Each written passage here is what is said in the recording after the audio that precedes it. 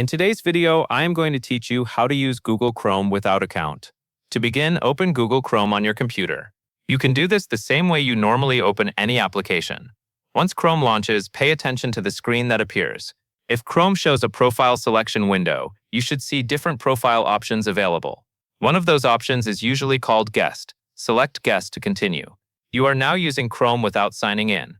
This means your Google account is not required, and Chrome will not start syncing personal information from an account.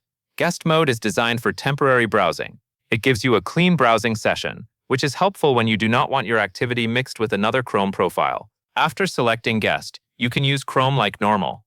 The main difference is that you are not signed into a Chrome profile. Because of that, Chrome will not use account-based sync features during this session. When you are using Guest mode, avoid saving personal information on shared or public computers. Once you are done browsing, you can close the Guest window. Closing the Guest window ends that Guest session. That covers everything you need to know.